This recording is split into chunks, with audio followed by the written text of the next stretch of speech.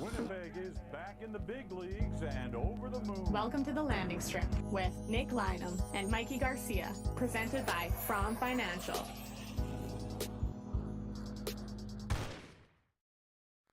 Welcome back to the Landing Strip, presented by From Financial, as the Winnipeg Jets drop Game 4 in Dallas 3-1 and now find themselves with their back against the wall, needing to win 3 straight against the Dallas team that I just don't foresee that coming. Mikey, how you doing today? Oh boy, that was not. I'm so frustrated because that was maybe some of the better 5-on-5 play we've seen out of this team throughout the entire fucking series. And we live in a weird, bizarro Twilight Zone world now where the Jets get out-goalied and outgunned on the power play instead of, those being their 2 strongest things. So, yeah, a strange night where they start to, you think maybe they're going to figure something out here with the lineup, and then just things all go to shit. So I'm not thrilled about it. I'm sure the chat's not going to be super thrilled with this outcome, and we've got a lot to get into. We do have a lot to get into, and this chat is certainly fired up early. We're going to dive into all of it here. But I want to lead with you first, Mikey. What is your big takeaway leaving this hockey game and what it means for the Winnipeg Jets moving forward here? Yeah, I can't believe that we're in this position right now where the Jets are on the losing end of the goalie battle and at the special teams battle. It doesn't make any sense. Those were the 2 things that the Jets could absolutely lean on throughout 82 games this season. Religiously, there was no issue with, going to Connor Hellebuck when you needed him to steal a game. There was no question that the power play was going to be able to, cover up some of the 5-on-5 blemishes. And now we've gotten to the playoffs and both of those things have completely switched. The Jets have absolutely lost the ability to lean on either of those things. And again, even on a night where the 5-on-5 is actually starting to work, we were looking okay. They're getting some opportunities. The way that the lineup was constructed, you had a little bit of scoring spread out finally. It was kind of, there was something you could maybe get excited about and then just collapse after collapse in this on the road throughout the playoffs here. And I can't believe this is what we're watching, to be honest. I'm in shock. The goaltending has to be better. That first goal just cannot go in the NHL on any goaltender. Never mind a potential Hart winner. It can't happen. It can't happen. The 5-on-5 play was better, and I was actually very happy with the lineup tweaks. I did not want to see that same group. I've been itching to see Lowry, Ehlers, Velarde. I liked some of what they had to do. Would have maybe made a tweak or 2, but I liked changing it up, giving yourself more opportunity. The power play being non-existent. You're never going to win a series with 1 power play goal through 4 games, which is just incredibly frustrating. But I got to say, I'm with Choices TK here on it. Keep saying it. This team has had a problem all year turning dominant play into goals. at 5-on-5. Can't win if your goalie is struggling and you score one goal. And the Jets definitely, I thought, carried 5-on-5. Probably the best brand of it on the road we've seen in these playoffs. But they cannot finish. And we knew this going into the deadline that they needed scoring help. Guess what? Brandon Tanev has 0 fucking goals. Yep. There's your forward ad. The core guys, where are they? Where are they? We see Rantanen win games on his own. Yep. We see Mikael Granlund put up a hattie today to be the difference in this game. Where's Winnipeg's skill talent? Well, Gordy tells us 55 has 0 road playoff points. He's our number 1 center, for goodness sake. It's unacceptable. And it's just like, it was one of those games, too. Ottinger's clearly the better goalie. And he comes up with 2 big saves on Kyle Connor that end up going the other way for goals. And that's the ball game. Nino Niederreiter, terrible possession at the blue line, gives the odd man rush. And it's just like, I'm having trouble with words today because today felt like the death blow for me. I do have a hard time imagining this team fighting back 3 straight wins against Dallas, though it is not over yet. It's not, and first time chatter over on Twitch. Thanks for joining us, Nightshade34. They still believe in the Jets to make a series comeback. And the one nice thing about the NHL playoffs is I know it's cliche, but it legitimately is one game at a time. You only have to win one game to prolong the playoff run. You don't have to do it all at the same time. They've got to come back at home, and they've got to ride this 5-on-5 play that they have at the moment. And they've got to just get that first win. And, then it sucks having to go back into Dallas. And at some point, which, again, if it's going to be Game 5 or Game 6, either one of those, Connor Hellebuck has to be regular season Connor Hellebuck, and he has to steal a game. He has to do what Ottinger is doing right now. We can't keep looking at it and going, well, there's this or there's that. At some point, he has to steal you one of the games that you shouldn't have won, or at least give you an opportunity not to give up a 30-foot goal in a game that they absolutely did. If you look at the deserve to win meter or whatever, I'm sure the Jets probably came out on the plus side on that one. So it's at some point he has to do it. He has to be regular season Connor Hellebuck, or we're going to go nowhere. Even Daily Dallas Hockey, a blog down covering the Dallas Stars, who I get to interact with on social media. Nice for you to join our show tonight. Says Ottinger outplaying Helly was not something that was even on their bingo card. Gilbert Marion points out, at least I could still make my trip to Ireland. I'm going to leave it here. We're getting some people asking about the phone lines. We'll get to it early. But honestly, Choices TK, I'm having a hard time finding the right words for where I want to take this show, where my frustration lies, where I'm at right now. And Choices TK sums it up best. And then I'm going to start diving into YouTube. We'll get the phone lines ready, Mikey, as soon as I read this out. Okay.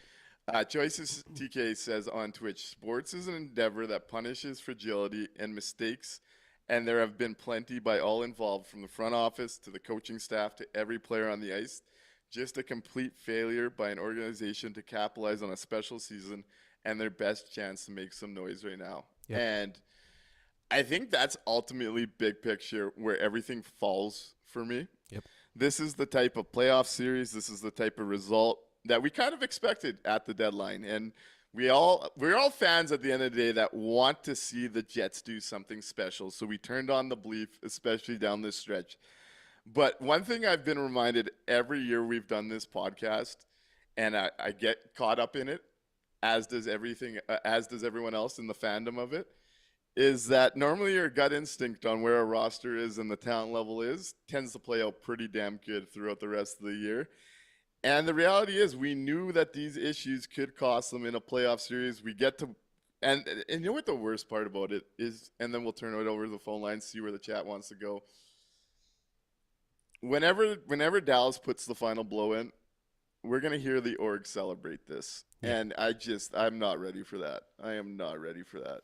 Yep. On a night that's been that was marked with another Blake Wheeler appearance on the panel, we're going to get to the end of a potentially disappointing run here, and we're going to get a lot of, we really liked our game this year, and there's a lot to celebrate. And Yeah, it's tough right now. It's tough seeing it happen the way it's happening. You know, it'd be different if the Jets were bringing their best each night and Hellebuck was dialed in and they're just losing a close goalie duel. They're losing a game by a goal. Things are going to overtime. You can stomach that because they're giving their best, and sometimes you're the second team out of the two. The tough part is that the way that they're losing is so uncharacteristic from what we've seen for 82 games during the regular season, for the things that we praised them for the history that they made throughout the course of the year with some of this stuff. And it sucks that we made it to this point right now where we need that little bit extra, that little bit more. And you see what Dallas is getting out of Cranlin and out of Rantanen, and you go, man, a little extra help up front would have been real nice right about now. But it's tough. It's, I'm Mike Friesen over on Twitch, who thank you for trying to, help us see it through the perspective. It is a timed event, but we should relax with the obituaries. And you're right, this isn't over yet. They're on the brink of elimination. They're staring it down, but we've been here before and they came out huge. There was a miracle last time. Maybe there's a little bit of magic left still. Like I said, we don't have to win 3 at the same time. We just got to win 1 and get to the next game. And I'm going to agree with BS 1990 pushing back on you here, saying it's not out of character. It's exactly who we thought they are. And this is who they've been every playoff run. Yeah. They won Game 7. Yep. And gave us 5 more games. Sorry, that's writing the obituary. I can't see it with this team. This team is mentally fragile to come back and win 3 straight. I can't see it. I can't see it. Ryan Thiessen points out on Hellebuck. There's been a lot of Hellebuck talk. I could scroll up. Rightfully so. This is supposed to be the Jets' best player, and he has not been their best player. But I think Ryan Thiessen says it best, or says it the way I see it. I can't wrap my head around what has happened to Hellebuck. After Game 2, I really felt like he was back. But again, today, allowing 2 goals glove side that he should have stopped is so frustrating. Yep. And I think Connor Hellebuck wears a ton of blame for how his playoffs has gone. And then on the other side of it, you're not going to win much scoring 1 goal. Yeah. Like Hellebuck has to be better. He scored 1 fucking hockey goal. Yep. 1 goal. You can't. There's no run support. It's again we've mentioned it a few times. 2 things can be true at the same time. Hellebuck has been absolutely disappointing in this run, and the Jets a lot of nights haven't been good enough to support him anyways. So it's a total failing, to be honest, top to bottom on the lineup at the moment. I think everybody wears a little bit of blame. Let's get to the phone lines. We've had a couple people bugging already. Let's get into a therapy session. Let's talk about what's going on here. Snuggle Farts, I know you're ready. Let's open the phone lines. Let's see where the people want to go tonight as we vent through what we just watched from the Winnipeg Jets. Right on. 1-204-800-0409. Get on the line, guys. Phone lines are open. I see. Oh, I'm getting these stupid pop-ups. So I can't even read the chat properly. This is fun. Quentin over on Twitch had said, give me a second here. This is stupid. While you're pulling that up, we do have a caller, so we'll bring them in now. Okay, bring up the caller. Hey, caller, you're on the landing strip. What's your name and what would you like to talk about tonight? Yeah, we can hear you. How's it going? Ahead. Yep. Hello? Hello? Who's this? Nope, we lost him. That's all right. Okay, caller, we could hear you, but I guess you could not hear us. So yeah, going back to the oh, there we go. Hey, caller, you're on the. There we go. Hey, caller, you're on the landing strip. What's your name and what would you like to talk about? Hey, it's the Silver Scrub. How are you guys? Doing good. Good. How are you doing? I could be a lot better if the Jets, would learn how to win on the road. Yeah. So, yeah. I got a couple things I want to talk about. The first one, kind of tongue-in-cheek, but also kind of serious. How do you guys think they'll put Stanley back in, facing elimination? I honestly don't know. I don't think so. I think they made their switch they wanted to today, especially with Fleury's play. But with this team, maybe wouldn't surprise me. That's one of my biggest fears. Is they're just like, oh, Fleury took a 4-minute penalty. Stanley, you're back in. But what I really want to touch on though is Hellebuck's been talked about to death. So I think I tweeted at you a couple times about this, Nick, but like I can't fathom how this org continues to double down on guys who wouldn't be like the guy on other teams, because they need elite talent to win. You need elite talent to win in the playoffs, and yet like what other team would Scheifele really be the number one center on? What other team would Kyle Connor be like the star number one winger on? And yet they go, oh, we just need to bring in a fourth liner like Brendan Tanev with 0 points, rather than like taking a big swing. Like I know Rantanen wouldn't resign here, but like take the swing at him, try and convince him to stay, or maybe just go on the run. Like I know Carolina flipped him when he wouldn't even stay, but like just do something like that. Try something. You mean an Energizer bunny that can contribute nothing and a third D pairing that can't skate wasn't the answer for the Winnipeg Jets? Wasn't the answer.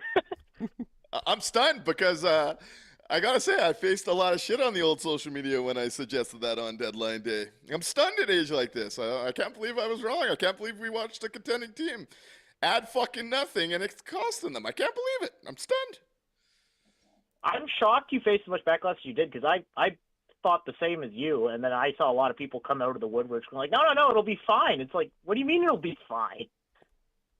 It's all vibes, bro. Chemistry. Chemistry was the big narrative. This team had impeccable chemistry until it fucking matters against one of the best teams in the league. Yep. Oh, it's frustrating. Sorry to get my voice up. Oh, just so frustrating when you could see this coming from a mile away. And people are getting paid millions of dollars to make these decisions. I'm getting nothing to do a podcast to talk about, and I fucking saw it on deadline day. And honestly, I think the biggest issue with the deadline wasn't so much that they missed out on getting somebody.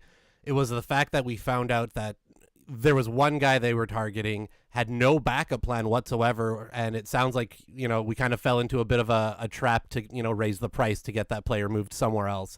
And there was no plan B. The fact that there was no plan B is the real frustrating part about it. Like you said, they didn't get creative with it.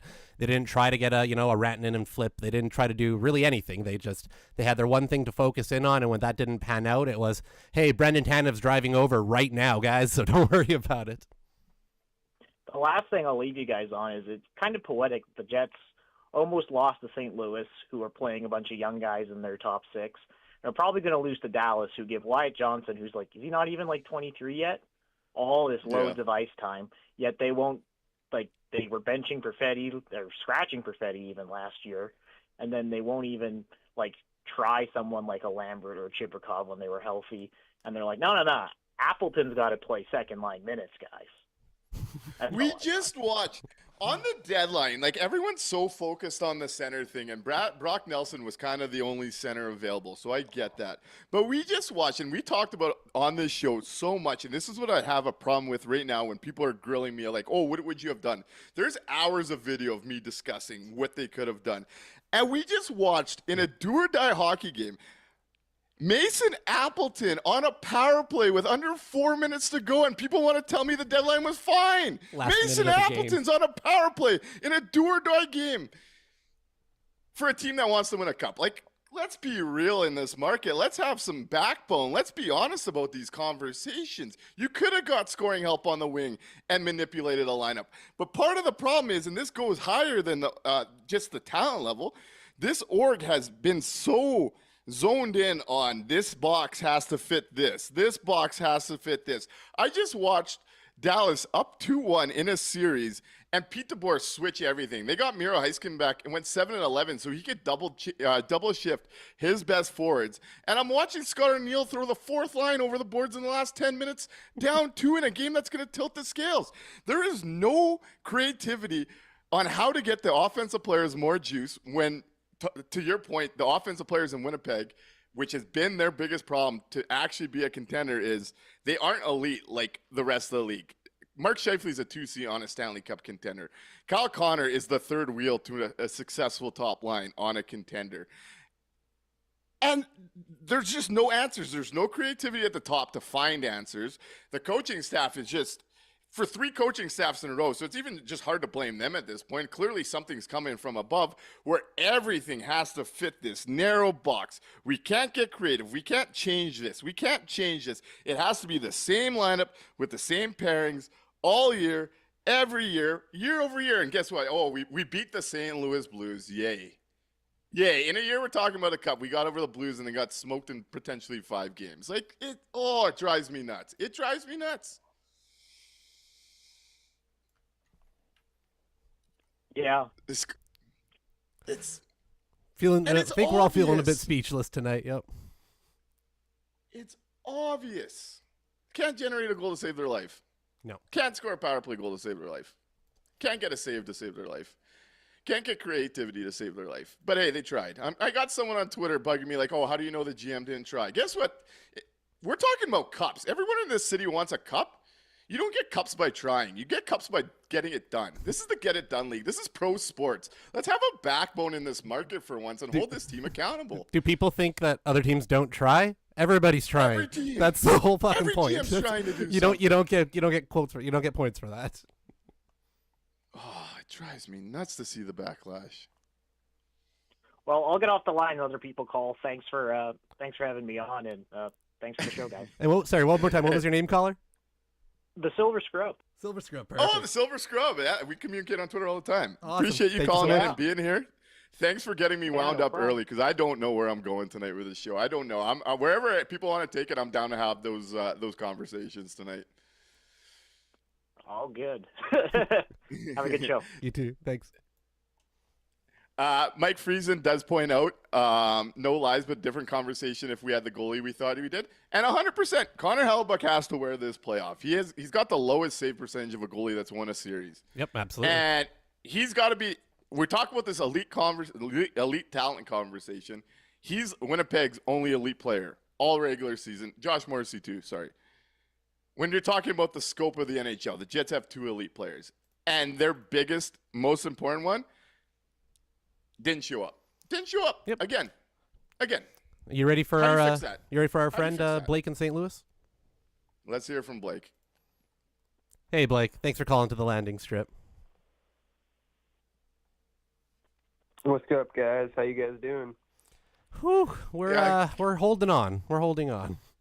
Blake, I don't know what to think these days. I Yeah. just told someone, as Daily Dallas Hockey points out, I just told someone to, you too, after they said have a good show.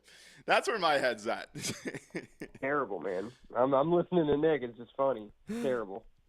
Yeah, it's I don't even know what to think on this one, guys. It's I think the season might be cooked on this one. Great points though. No Brandon Tanev, that video, it made me cringe so hard at the time where I think it was them in Philly or something, and Brandon Tanev, the trainer, says the band's all back or something like that, and it made me cringe so hard knowing I know this guy's going to have no effect on this team. It's just, and then bringing, hey, at least you got one more year of Luke Shen, guys. Don't worry about that. Yeah, Hey, I don't know. We have Hellebuck multiple tricked my years brain, of this whole team coming back outside of Nick Ehlers, so everybody better buckle in because this org will not change anything. Yeah. It's this league is it's a very competitive league, and you have to lock in and be very strategic and pull things outside the boxes. And that's what the Jets do in the other opposite way. They try to put things in the little boxes, just like Nick was saying earlier. And just saying, I know this is a little topic too with Arneal. I know how, I don't know, I'm not from Winnipeg myself personally, but I know how the organization itself likes to have a coach from Winnipeg or from Manitoba or someone who's been in the org. Well, I hate to say it, but that's not how the system works anymore. I mean, God, look at the Blues for a second. Montgomery, they just hired a new coach, and Jordan Bannister, I can't think of the name, but Bannister, they said, screw him. Who cares? We just signed him. And they threw him out off the dock, basically, for Montgomery. I mean, those are the moves you have to make in this league to win. And, I don't know. This team is Hellenbuck switched my brain on game 2, and the last 2 games, I'm all screwed up in the head. How are you guys feeling, though? I'm just frustrated, honestly. I'm frustrated that we should have seen this coming. I'm frustrated that the blame could go so many places. Like, who stands out to anybody to be excited about in this series, honestly? Yeah, no one. Who's the guy popping off the page? Where's the captain? Where's Adam Lowry? Everybody's gone. Yeah. Where's Mark Scheifele? Where's Nick? Nick Ehlers showed up today. I like Nick Ehlers' game, actually. Where's Kyle Connor? Where's Josh Morrissey tonight? Where's Connor Hellebuck? Where's Connor Hellebuck? Where's Connor Hellebuck? Like,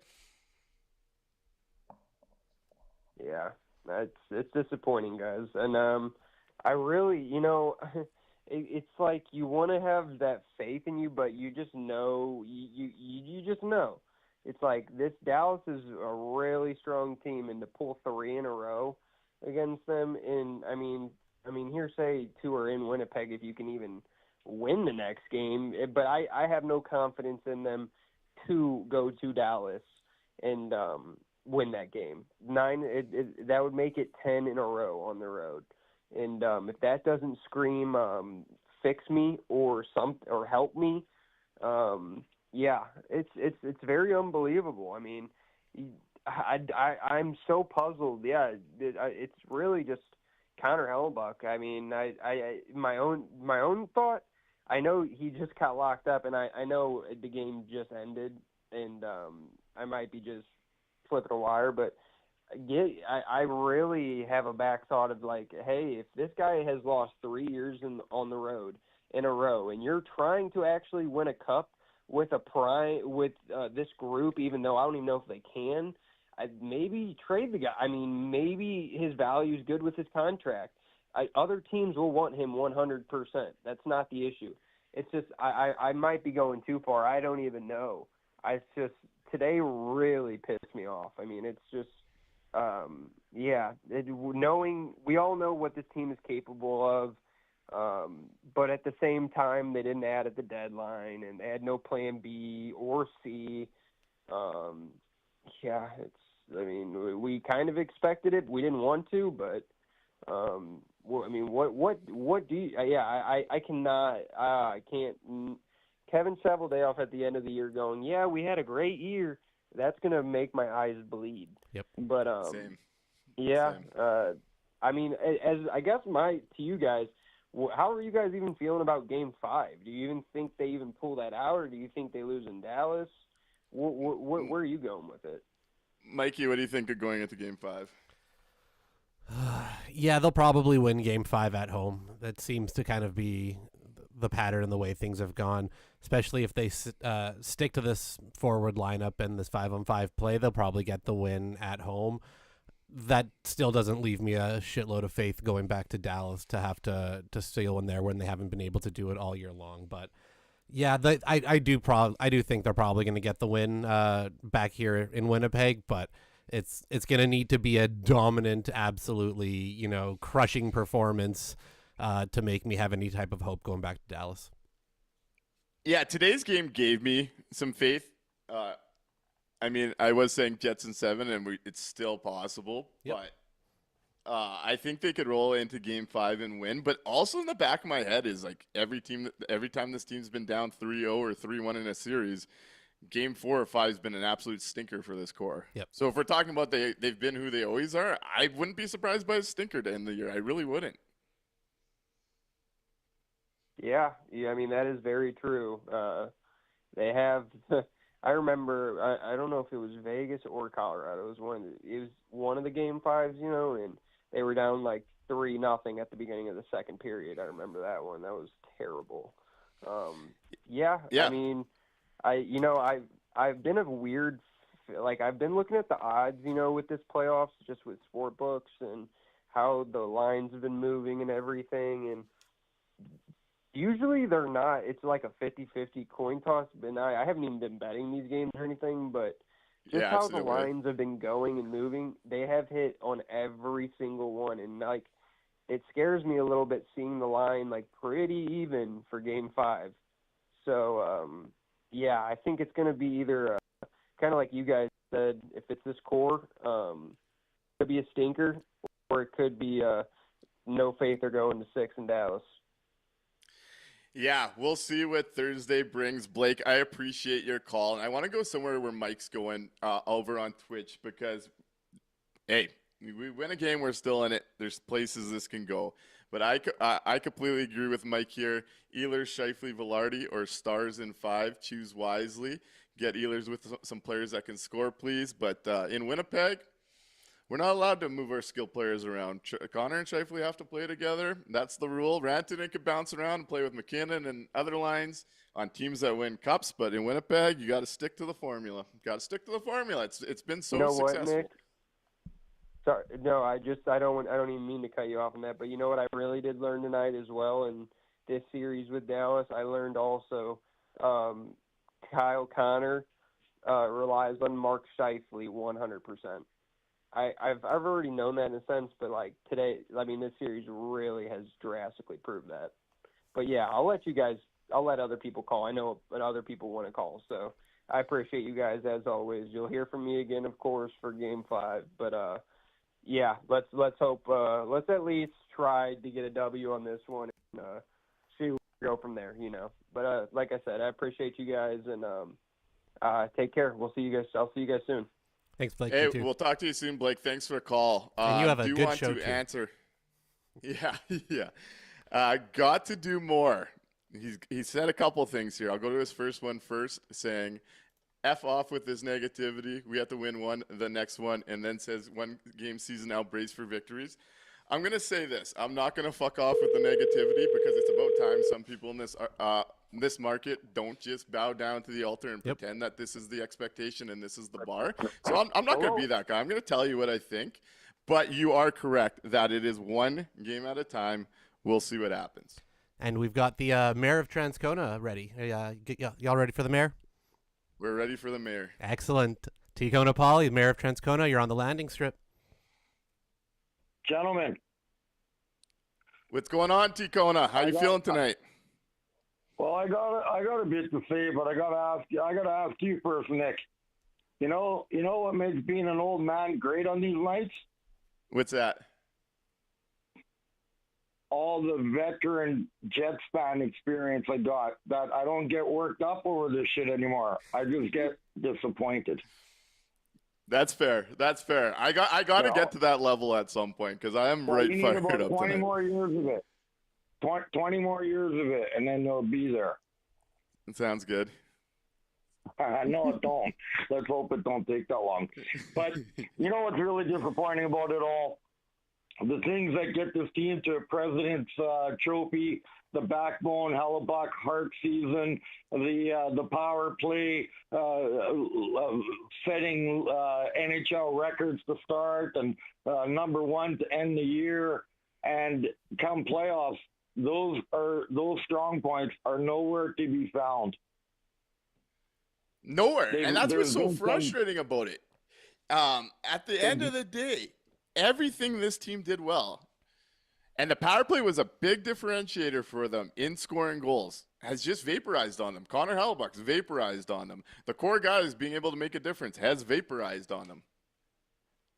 Yeah, and that's just like, we got pushed to the limit by the Blues there in round one. And let's face it, we got pretty lucky there to pull that off. And yeah, we were all flying high with it, and it kind of gave us a shot in the arm for confidence again. And hey, I mean, I had hoped, and I even said I thought they'd win a game in Dallas, and I can't believe. Same. I wouldn't say they shit the bed, but they kind of laid two stinkers. I gotta say, I didn't think today was a stinker. I will say that I didn't think today was a stinker. I thought they controlled the flow of play, and their goaltender, specialty teams, and lack of scoring all let them down. But I did think they came out and gave us a quality game. I do think that. Well, Ottinger was certainly the difference today. I mean, Hellebuck's first 2 goals, they're just not great at an NHL level, for goaltending. I know Agreed. people want to always want to stick up for this guy. It's okay to praise him when he's great. You can never say anything when he's not. I mean, as a goalie, I've been a goalie, I say 30 plus years. I never said, well, I would have been better if the team in front of me was tonight. You don't Agreed. say that. As a goalie, we count on the team to be shitty so we can be the best player on the ice and get all the glory. Damn right. And he's been that guy, and he's gotten the glory for doing that. So we can't take him off the hook. He has to be better. Yep. Jake Onger made big saves today. Huge. That kept that game at tied or kept the Jets from taking the lead. And Connor Hellebuck did not the other way. That's a bold-faced fact. His confidence on the road is still fragile. As you can see, if you remember that game 7 when it went into the third period and overtime, he was outside of his crease challenging. The second goal today, 2-on-1, okay, whoopie-doo. That's all great. Where is he? He's 4 inches inside of his crease. Again, 6'5" goalie, come out another 8 inches, and that puck is basically hitting you. Never mind moving to stop it at that point. So it's frustrating when you see that, and I don't give him a pass simply because he's been great and all that through the regular season. You can't lose 8 or 9 games on the road and be the best goalie, the so-called best goalie in the world. Agreed. We can't give him a pass. I'm someone that spills the Hellebuck propaganda as much, if not more, than the average person. I've said that this guy is my GOAT. I've said that if this guy can get a Stanley Cup, that he belongs in that Mount Rushmore type combo for a goalie, that he is the best American goalie. I've said all this stuff. And the bold-faced reality is he has completely shot this team in the foot in the playoffs. And we can't let him off the hook. No, you can't. And what about like the Granlund dude? Again, a lot of people tossed his name around a long time ago at the beginning or Christmas time. People would throw his name around a bit, and, we all shucked it here or there. But in all honesty, what did he go for to the Stars? Was it like a third-round pick or was it a big haul? I can't remember. I don't think it was a big haul. It was Cody Ceci and Michael Granlund for a first-round pick, and there might have been another thing in there, a smaller piece, but it was a first-round pick that ended up getting them. And I got to say, I can't make fun of that trade because I can't hype that trade because I made fun of it at the deadline. Well, I don't know. If it was a second or less, I'd be happy. I don't know if I would give up a first for that. It's a first and a conditional with third. the Patty today. But I mean, God, he was there, available, sort of deal, right? Maybe they could have made a different kind of deal to get him over. Yeah. So it was a first and a conditional third. Conditional third. Okay, there's where it is. So that is expensive for what you got there, especially Cody Ceci on the back end when you needed D help. But Granlund comes up in the biggest game so far, so credit to him. Yep. And that's the thing, Ticona. As much as people want to say it's hard here, and it is, only like 30% of the NHL has no trade clauses. There's players available, and you got to make something happen that's better than Luke Shen and Brandon Tanev at the end of the day. Yeah, well, and another one is the one that went to Calgary there. Was it Frost? Morgan Frost, yeah. And there was no trade protection there. No, exactly. And he lit it up as soon as he got there. Yep. So, I mean, I can't see that he wouldn't want to come. Well, not even like you say, it's not a matter of whether he wanted to come to Winnipeg. He wouldn't have a choice even, really. So, no, exactly. I don't know. Well, here's the thing. I mean, Chevy for life, right? And then some. Yeah. And then after. The owner said before the playoffs he's got a job for life, so there's no point even having that convo. Now, it's easy for me to say that because I got a 550 horsepower El Camino that runs 11, so I can be a bow tie boy, but I don't know about any other kind of Chevy for life. Hey, Ticona, I appreciate the call. I wanted to get into some of the comments in YouTube. Baby Billy, just from an outsider perspective, y'all play Helly 60-plus games and expect him to be fresh in the playoffs. I don't get it. And to Baby Billy's point, this is something I've harped on using this show for years. We've seen the numbers that goalies after 54 games, if you play more than that in the playoffs, you're not likely to go on a run. And that's something I've talked about for years. Last year was the year to try it when you had Laurent Brossoit, and they didn't even get him enough games to get on the Jennings. I see Baby Billy's point. I just can't take Connor Hellebuyck off the hook. At some point, like this is the MVP. Yep. He demands those starts. Yep. Guess what? He's got to get the criticism when he looks like this in the playoffs. Daily Dallas Hockey made me laugh with CC as a modern day Ray Bourque. Agree with all that. So I'll let you guys go and you keep on with that. But Helly's got to play 50 games, no more than 60 stuff. Excellent. Would be ideal. Yep. Would be ideal. Later, guys. Later. I see Festinators. You could keep 13, 55, 81 together if you have a second line that can produce consistently, which is true. And I just don't buy, despite Wheeler wanting to go to it, I don't buy that 81, 55, 13 is the way to go for the Winnipeg Jets on the top line. No, that was the most annoying thing to watch today, where he's sitting there going, well, I don't know what I'm missing, but they should really be putting those guys back together. This was the best that the team has looked 5-on-5 the entire fucking round, if not 2 rounds. So no, Blake Wheeler, we should not be loading up the top line just because they let you do that while you were here, you fucking loser. We've got Hey. The Wheeler stuff gave us a great perspective into how things were handled when he was here. If you want to take it another step, though. Absolutely, it did, and it just goes to show you that keep him away from our broadcasts. Keep him away from Mark Scheifele. I don't need any more of him rubbing off on this team. Yeah. All right, We've got Matt Rothman up next. You ready? Yeah, let's talk to Matt. Right on. Hey, Matt, thanks for calling the landing strip. Yeah, hello, guys. I'll be quite frank. This was actually a game that, obviously me being in post-grad got to do a ton of stuff, so I wasn't able to watch this, which sort of says a lot because I've always tried to, watch games, regular season, even preseason somewhat, regardless of what work I have. But something weird about this game just, maybe it's just because the Jets have been really terrible on the road in the playoffs. Maybe it's just because,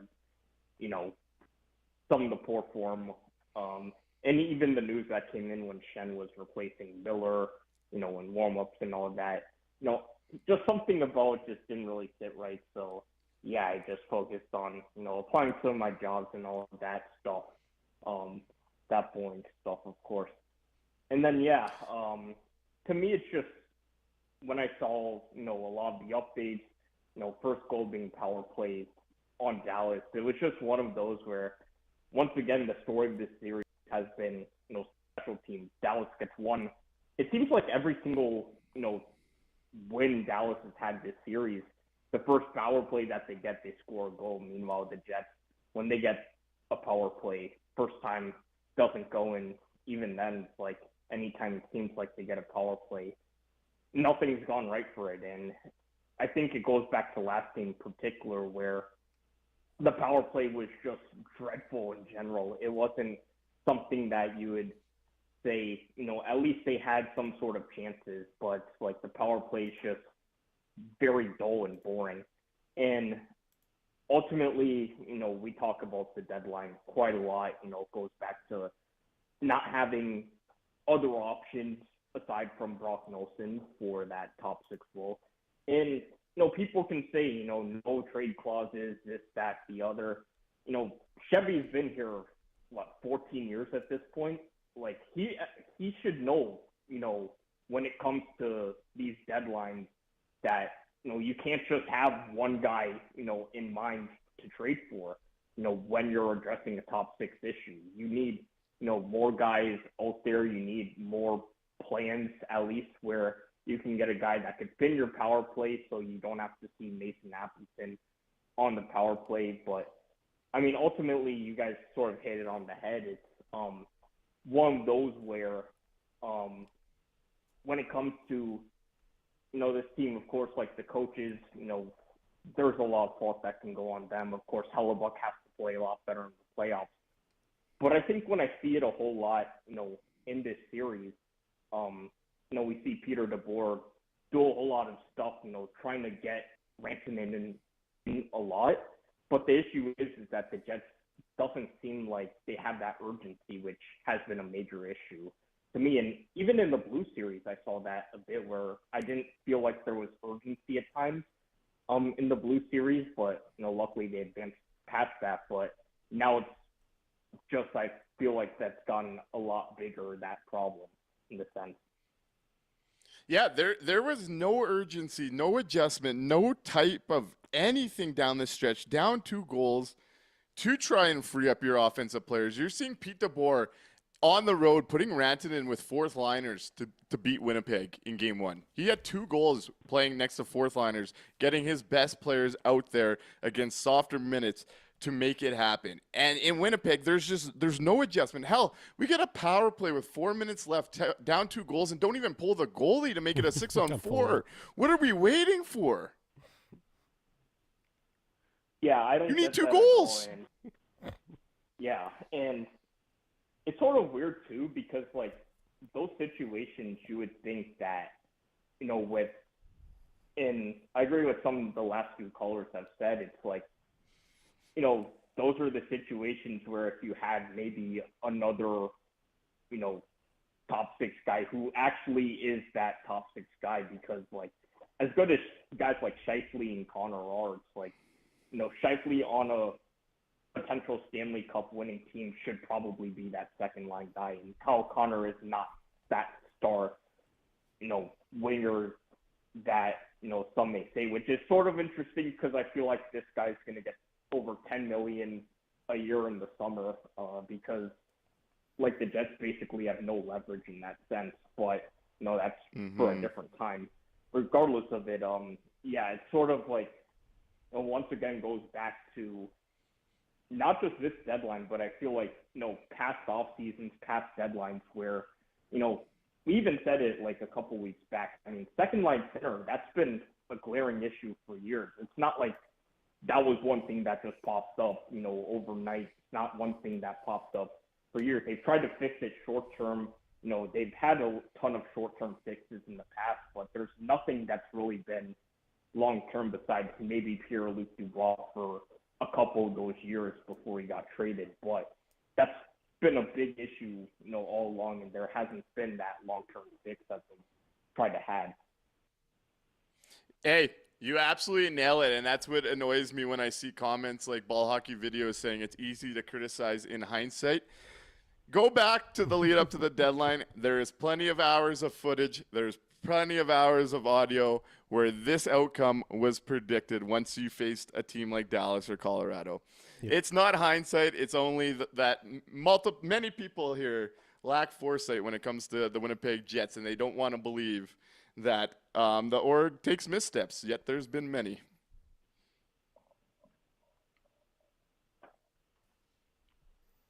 But hey, Matt, thanks for the call. We'll keep it moving. Nothing but great thoughts. Yeah, I mean, you nailed it on the head across the board. Yin says, congrats on making this a call-in show, guys, which, hey, it's been awesome. And on a night like today where I really don't know where to get it, you guys truly make this show. I'm just here to react at this point, so we appreciate the calls and your takes, because on a night like today, I'm really struggling.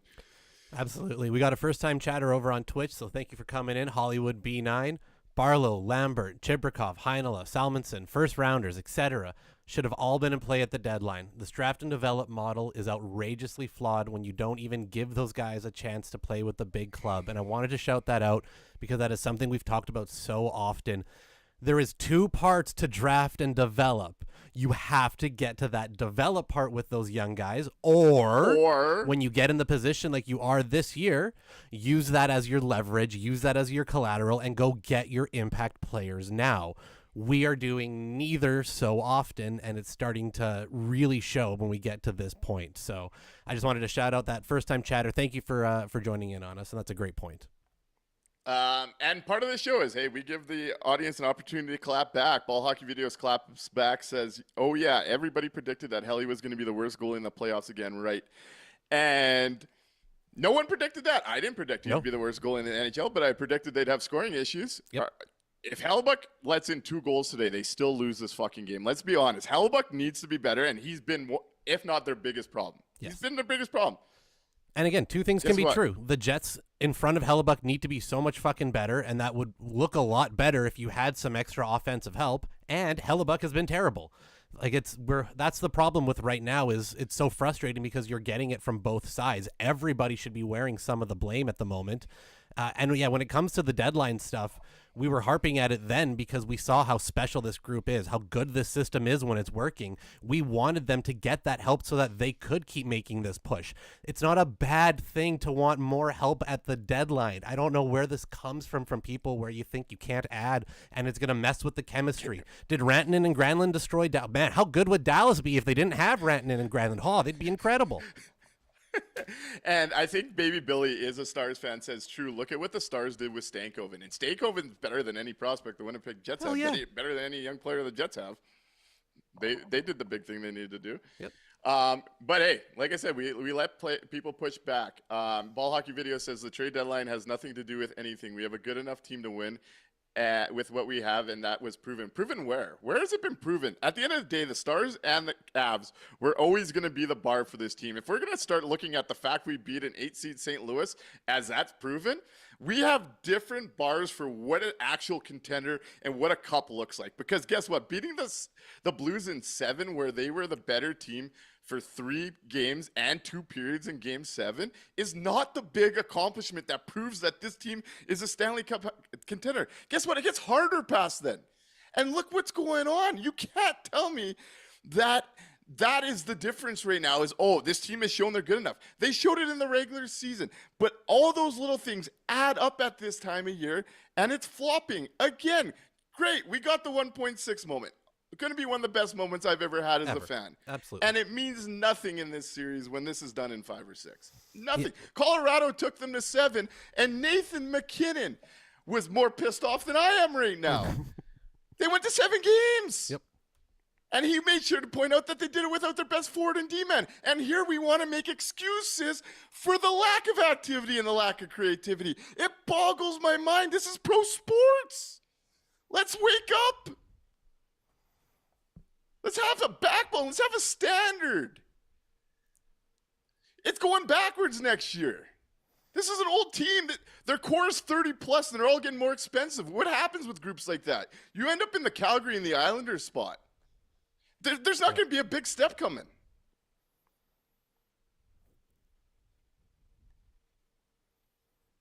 Anyways. Is there another call, Mikey? I know I sent you Snuggle Farts' number. Phone lines. Oh, my bad. I will get them on. Sorry about that, Snuggle Farts. I'll get you on next. Daily Dallas Hockey says Stankoven looked like a lifelong start, and they traded 2 firsts and 2/3 for a top 5 player. Ethan KPM says too doom and gloom. I disagree, and hey, we're welcome. I know you were talking about calling in. Let's talk about it. But I mean, at the end of the day, Nick Ehlers is probably walking out of this door for free. This organization does not have a player near his caliber to fill in. This organization struggles with depth scoring as it is, and you're losing your best 5-on-5 player likely offensively. We got Snuggle Farts. They're getting older and more expensive. Where does the optimism come in a cap team moving forward here? Yep. This was the moment for this org that Cheveldayoff built up for 14 years. And then in his biggest moment, he did exactly what this core does every single playoff, and he choked. In his biggest moment, with cap space, with picks, with prospects, he choked at the deadline, and now his team is doing the same again to him in the playoffs. And he's been the one the entire time. We cannot just take him off the hook on this. It's ridiculous. Totally agree. Let's see if Snuggle Farts agrees with what you got to say. Thanks for holding, Snuggle Farts. You're on the landing strip. Boys, let's take a deep breath. Let's relax, because holy fuck. Goose fraba. I mean, if we look back at the entire draft history of the Jets organization, how many centers have we drafted here? Besides Jack Roslovic and Mark Scheifele. And we're in a division where every center is a big boy who can win draws. And we're asking Vladislav Nemesnikov to win all the draws and be pee-pee poo-poo, drive it. No, man. We're not winning the cup with Vladislav Nemesnikov on pee-pee poo-poo with Mason Applecheeks. That's just not going to work. And, oh, yeah, I need to bring this up. Everyone saw Josh Morrissey at the Four Nations face-off. Four Nations facing off with a number 1 D partner in Colton Ivan Drago Pareko. we're not winning the cup when his D partner is taking a hold the horn penalty because he can't keep up with anyone. He's just smoking bong. And then I this need is the one guy. right now. This is the answer for $5 million. This is what we get. Yep. For Hey, icing and zone leaving, entries. leaving this season, we have $12 million invested into a top 4 right side of Neil Pionk and Dylan DeMello. Woo! And we're It's talking about outrageous. needing a Josh Morrissey partner, and you're absolutely correct. But they've invested $12 million outrageous. into Neil Pionk and Dylan DeMello into their late 30s. They've put themselves in the Nate Schmidt, Brendan Dillon spot on the right side all over again. All over. All over Yep. again. I just want to say a couple things because I love the show. Big fan. First time farter. Big fart sniffer over on Twitter, if you guys are wondering. But I just want to throw us out here. We were looking for this bottom pair, left-handed D. Everyone says, it's so hard to keep guys in Winnipeg. We had the biggest kush-smoking, absolute savage, will go anyone, nice hair, unreal dude, BC guy, good sitter, maybe not the best hands, in Brendan Dill Pickle Dilly Dillon, who said, I want to stay. And what did we do? Didn't even offer him a sniff. Not even a sniff. And what was our big move? Yeah, let's bring in Luke Diaper Full of Turd Shen, who, when he skates, looks like he lives at an old folks home and doesn't have a walker, by the way, for another year. Sick. And we're going, oh, yeah, we fixed it. We fixed the left side with a right shot defenseman who is slower than a dog without hind legs. Great. Amazing. What are we doing here? There's no mystical realm that doesn't allow guys to stay here. There's clearly a chunk of people who want to stay here. But we're letting those guys go because, okay, yeah, I get it. Sandberg needs to play.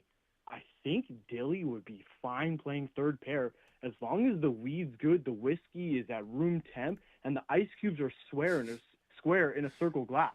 We're chilling. But fucking make the right moves here. And then last thing I just want to say, it pains me to even say it, but holy fuck, boys. Have we ever seen a most valuable farter in Connor Hellebuck just not know how to goaltend? I couldn't believe my eyes in that second goal. He was playing in the middle of the net on a 2-on-1. Usually the defenseman takes away the pass. Am I wrong? I don't know. I love the show. You guys fart on. I need to smoke 19 more bong rips. Call maybe 3 of my ex-wives because holy fuck. This team has taken 16 years off of my life. I don't think I'm making it to 60. If I make it to 50, I'll be grateful. Holy fuck, boys. Hey, appreciate the call, man. You take it easy. You have a great rest of your night. We will move on from here. Rip that bong for us. In Ehlers We Trust says, if the Jets come back and win Game 7, what will you say? The series isn't over, people? Hey, I will be in jubilation. If you were here with us during the St. Louis Blues series, you saw us ride the highest of highs and the lowest of lows. At the end of the day, regardless if I'm telling you how I think it is on the negative side with some of the shit that we've seen build up in Winnipeg, I still want this team to succeed at the end of the day. And I would be celebrating and partying with the rest of them. But at the end of the day, we got to be honest with what we're seeing out of this team over and over. And they enter next year with 12 guys on their roster, over 30 years old, and they finally won a playoff round in 7 games against the St. Louis Blues. That's the bar in 2025 for the Winnipeg Jets. For a team that set records, for a team that won the President's Trophy, for a team that had a Hart finalist on the roster, for a year that they had cap space, they had picks, they had prospects to use. That is it's a disappointing outcome when you get to that spot. But we've got another caller as well. You ready? Yeah, let's go to it. Awesome. Hey, caller, thanks for holding. You're on the landing strip. What's your name and what would you like to talk about? It's Ethan Maharaj. I've been waiting my time, but I just want to shit on Blake today. Hell yeah, Ethan. Welcome on. What's going on, Ethan? That's more than welcome here, buddy.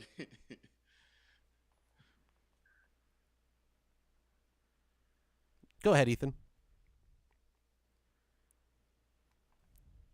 Oh, I think we lost Ethan.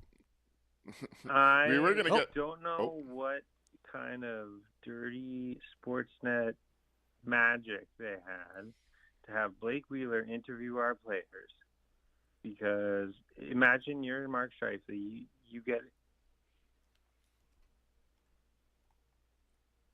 You're cutting in and out, Ethan. Oh, we lost him. We've lost your connection. Maybe get to higher ground. We'll get you a satellite hookup or something. There we go. We got him back. Okay. There we go. Hey, Ethan. yeah, I'm here. You got me? There we go. Now we got you. Gotcha.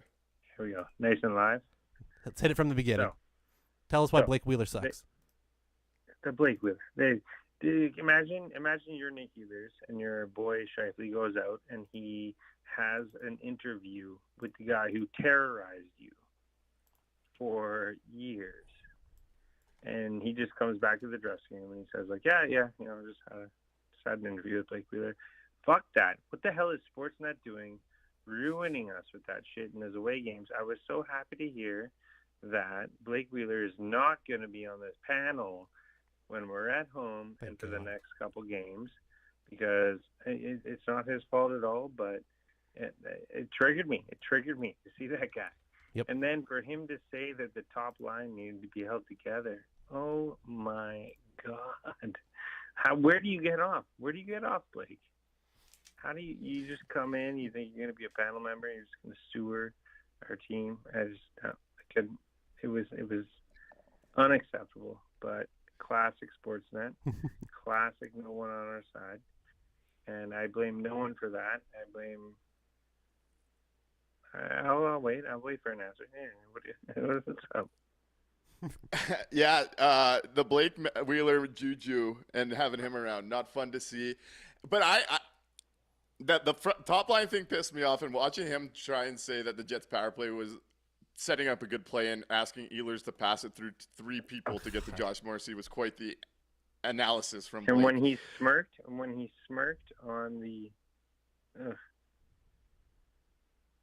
Yep, I'm with you 100%. It was real frustrating to have to watch him do his smug Blake Wheeler thing when, we didn't get anywhere near the level of success that this group has now with him here. And to have him go, yeah, I really got on Kyle Connor. I made sure he was, really going. It's like, shut up. Just go away. Take your curse with you. Nobody wants you around here. Get out. The top line thing drove me nuts today. It absolutely drove me nuts. He's sitting there going, I don't know what I missed. I don't know what I'm missing, but they should be together. You've been missing all of their games, apparently, is what you've been missing. You've been missing watching anything at all? That's what you've missed? Like, get out of here. He was thinking of the glory days when he got to go in that room and just decide that he was going to play those minutes. Yeah, that he was the coach, 100%. the GM. Yeah. 100%. 100%.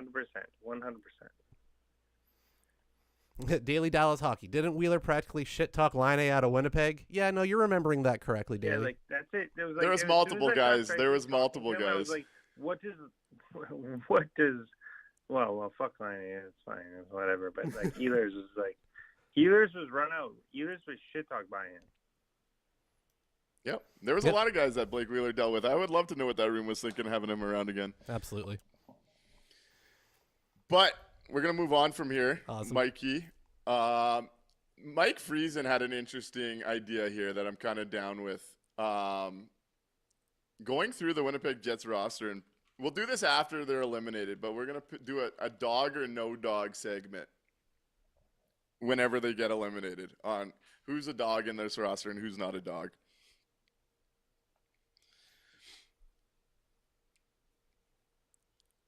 You there, Mikey? Oh, sorry, what's that?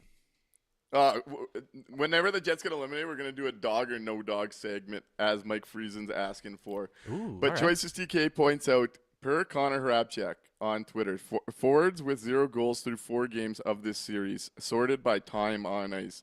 Vladislav Nemesikov, Cole Perfetti, Alex Iafallo, Mason Appleton, Brandon Tanev, Morgan Barrett. That is 6 names of your 12 guys playing that haven't produced on the score sheet. Yep. And they have 0 goals from their blue line.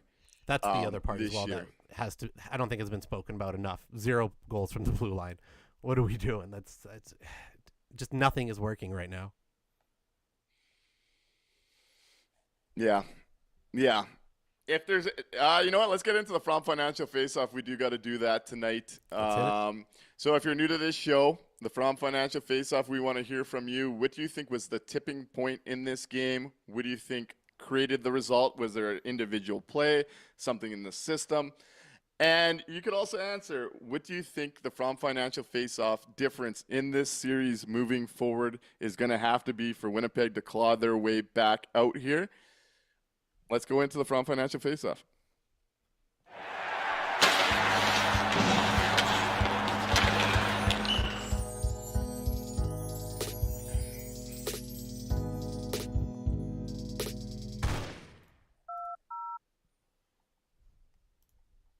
Right on. Right on. So, Mikey, I'll let you start. What is your From Financial Face-Off in this game? So with the From Financial Face-Off, I've been focusing on the special teams a lot throughout these last few games, and I'm going to kind of keep it in that realm this time around, this time as well. That early power play, we saw it, the early penalty kill, Dallas's power play where they scored the goal. Again, it's another instance of the Jets giving up the space, skating backwards, losing the middle of the ice, and just letting Dallas kind of walk right through. And it's been a problem all year long when the Jets get into this mode of playing passively on the penalty kill, when they get into this mode of skating backwards and giving up the center of the ice, they get scored on very frequently. It's been one of the issues all year, and it was so frustrating to see that on the very first goal, again, have that problem rear its ugly head. So there's so many things that didn't go right. There was quite a bit that did go right. So for me, that was something that stood out, just so glaringly obvious. It's been a problem all year, and we still didn't get to it. So that was my From. Are you dialing somebody? 1 sec. Yep, we do. We got somebody after this. Okay, I'm going to go into the From Financial Face-Offs in the chat. Matt Rothman's is Connor not scoring on Onager to make it 2-1, then Granlund scoring at the other end. That's been a popular one, as Gotta Do More says Connor not banking that shorty. Gilbert Marion says Connor missing a glorious chance and Granlund scoring second. And he misses two, and they go score the opposite way twice in this one. Alex Iafallo with an absolute unbelievable wraparound backhand pass to Connor at the back door, and all he has to do is get it up, but he looked like me after a few too many ryes on the weekend and was not capable of getting that puck up. Yep. And then he has that glorious chance on the shorthanded to bring this back to tie, if I'm not mistaken. And he goes backhand. Onger makes a big save, and Dallas goes and makes this a 3-1 hockey game. And that was all she wrote. Gordy Angus says the From Financial Faceoff is Onger's first save on Connor and the Dallas goal right after. Jacob Von Loy says From Financial Faceoff is the lack of urgency and not taking advantage of opportunities. Ryan Thiessen says From Financial Faceoff is special teams stars going quite coaching, not making the urgent changes. Or quiet, sorry. Danica Smith says the From Financial Faceoff is not going to the net instead of just shooting on one of the best puck stoppers in the league. We need to score on Otter like we did Binner. Jet Centric says the From Financial Faceoff is Stars fans. Vibes are pretty legit. Place was rocking. And, hey, they've been rocking in the chat with some great insight, too. So appreciate having them here. Yep. And are you ready for our friend Yacker? No, I'm going through the From Financial first. Okay, gotcha. Aaron says the From Financial turning point will be when Chevy signs Appleton to a 5-year, $25 million extension. Oh, God. And you could put a fork in this thing moving forward. I do want to point out or shout out, there was a bunch of people earlier in chat who took up my advice on doing some Apple watching, who paid attention to apples throughout the course of the game today, tracking the amount of opportunities he came in with a nice clear chance being played through, and just all the times he absolutely fumbled it. So shout out to all of you guys for keeping that keeping an eye on that this game, because it's every game. It drives me nuts. Gotta Do More says Otters in their heads, gotta break the spell. And hey, Tyler Branch, sup my boys? Our guy from St. Louis that started tuning in is back. We got to know if he ordered that Jets jersey. I'm absolutely crushed at the results against Dallas so far, considering our classic matchup in the first round, but it ain't over till it's over. As always, fuck Dallas. Nice to see you come back, Tyler. Baby Billy says, good to be here. Y'all are much more pleasant than Avs fans. And hey, at the end of the day, I like to mix it up with opposing teams' fans, but I feel like I got no ground to stand on with how this series is going. So it's nice to have that communication and see some takes from outside the market and see what other people are thinking about when it comes to the team that 100%. we keep watching all year. So it's nice to have you guys here. Yeah, it's hard to Bill see the storm when you're right in the middle of it. So it's great to get the outside perspective. My potential role model, Bill Simmons, says from Financial Faceoff, Dallas Stars GM Jim Nill using LTR and making phenomenal. I like that use of mid-season moves. Caitlin says from Financial Faceoff, DeBoer is a legit top quality coach. Arneal is not, and DeBoer has done a much better job getting more out of his offensive players than Scott Arneal has been to find some avenues for them to impact the game. Let's go talk to Yacker here, and then we'll get into the 3 stars and work our way out. All right, we'll pull him back up here.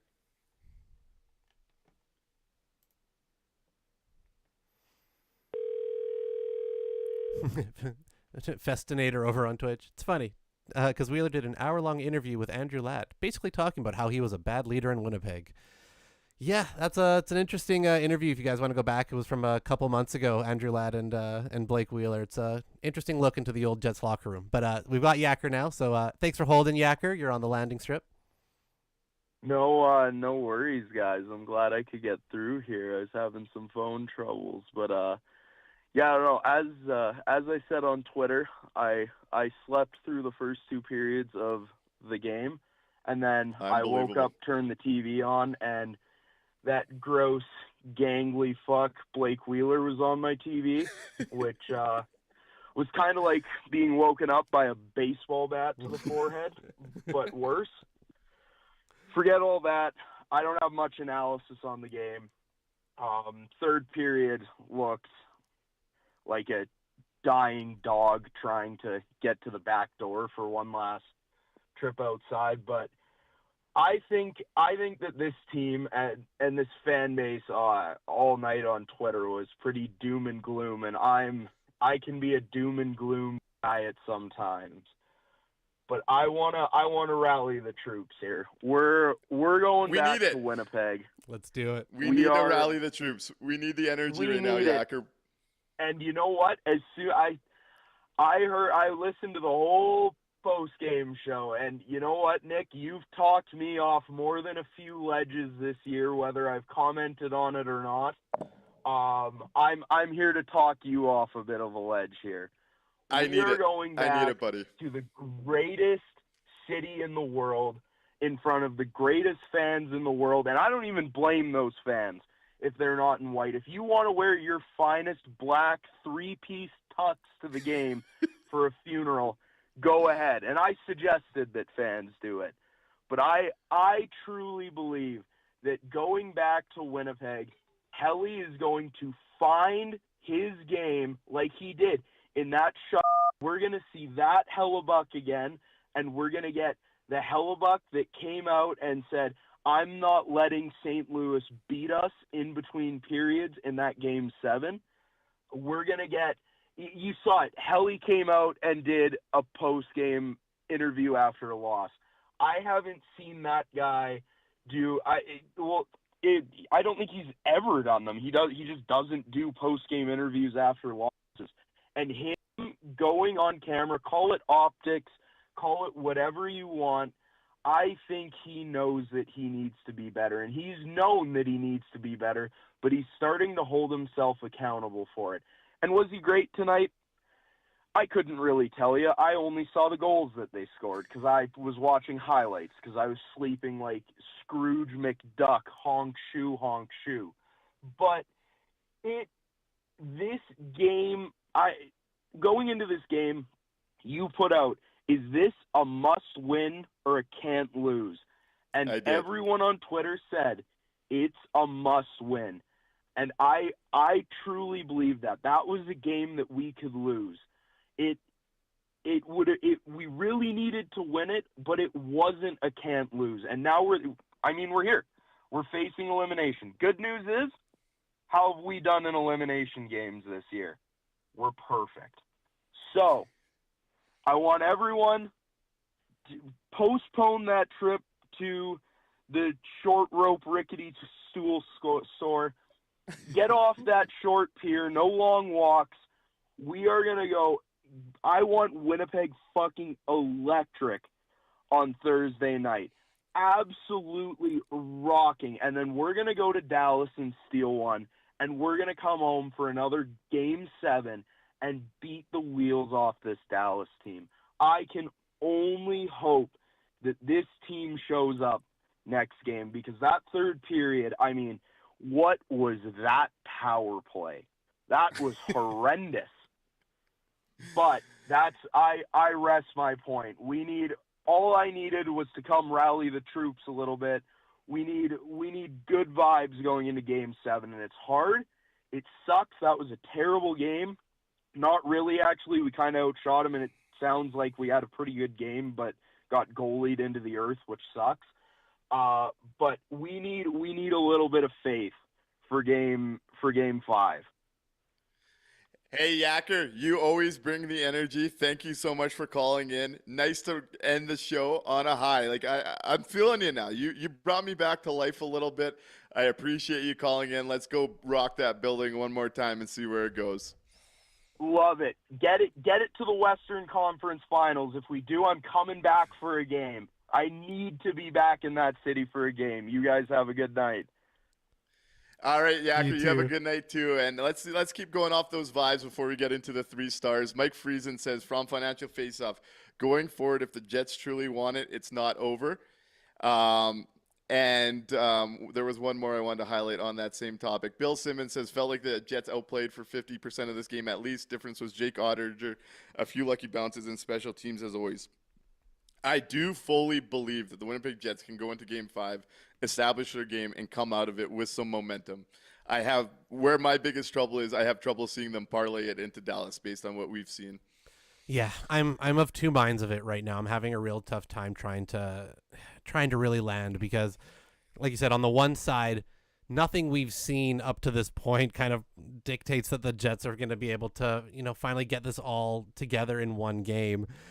But on the other side of it, like, it is only one game. You only have to win this one game at home to prolong the series. You don't have to do everything at once. Win that game at home, and then, you can steal one in Dallas, but that's the thing. We haven't seen it yet. So I'm so back and forth. But I kind of do agree with Mike. If the Jets players truly want it, if they play the way that we've seen them play, especially Hellebuck, they should be the team that wins, right? But it's tough. Yeah, and Baby Billy, good taste in comedy too. Quotes Norm. It's no coincidence the rope store and the rickety stool store are next to each other. Very true. Let's get into the 3 stars today. Before we hit the 3 stars, I do have your average Jets fan. Okay, let's go to one more call. I like the Yacker's energy to leave on the Yacker call, truly. All right, this is you got big shoes to fill, your average Jets fan. You're the last call of the night. Let's close it out good. Hey guys, I do want to.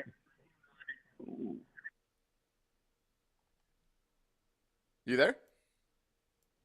Nope, that's a sign. All right, we'll go to the 3 stars. Yeah, we're going to the 3 stars. Your average Jets fan. We'll talk to you on Thursday, buddy.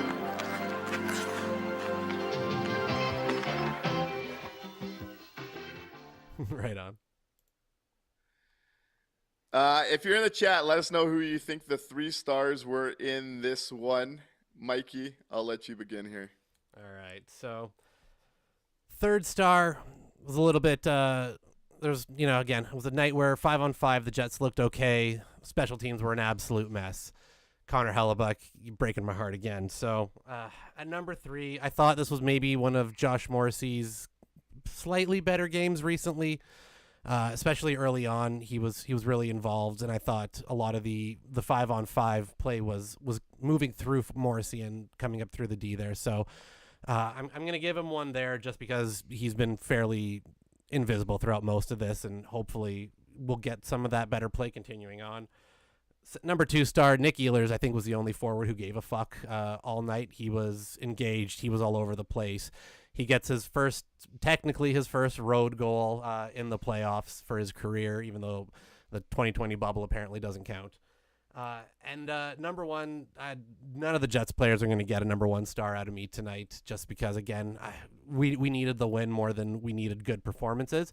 So the number one star is our chat and our listeners who have hung out with us for an hour and 20 minutes so far with some of the best calls, trying to keep us in the light, keep us from taking that long walk off the short pier. So you guys get my number one star tonight. Yeah, I'm gonna go into my 3 stars, and I'm gonna do a little prayer to Scott O'Neill and the hockey gods here.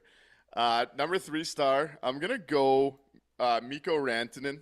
I mean, he's been all over this series. He's been the best player in this series, probably the best player in the NHL his last 5-6 games, and I thought his impact was all over this one. I'm gonna go Jake Onger, number 2. He made the big saves to keep it a tight game when he needed to.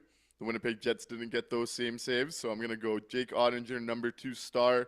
And number 1, it has to be the guy with the hat trick, Mikael Granlund. And on our way out, our backs against the wall, Scotty, I would like to see the one lineup I've begged for all year. You have nothing to lose. You have nothing to lose. Your ideas have led us to this end. We have no chance. First, Connor Hellebuyck. Please start making some saves. Let's see the Connor Hellebuyck I've always believed in, who has always stunned me with how consistent he's been until the playoffs come around.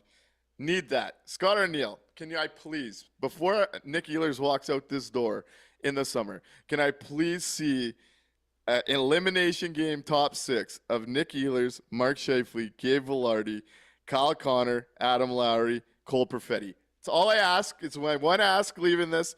Give yourself a chance to score some goals and give yourself the best opportunity. And with that, let us pray. Our Father, our art in heaven, hallowed by thy name. Thy kingdom come, thy will be done in Winnipeg as it is in heaven. Give us our daily win on Thursday, and forgive us for our game 3 and 2 effort. As we forgive those who have doubted us and led us into desperation, but deliver us from the evil of Texas. For hockey is the kingdom, the power, and the glory forever and ever. Amen. Let's see the comeback. Let's see it. I'm not feeling great about it, but let's see it. And I want to thank you all for being here, being a part of this show. And we'll see you Thursday night. Good or bad, I'll be in the rink. I'm looking forward to talking with all you after. Scotty, please let me see that top 6 one time before it's never available again. That's all I'm asking. Right on. Good night, everybody.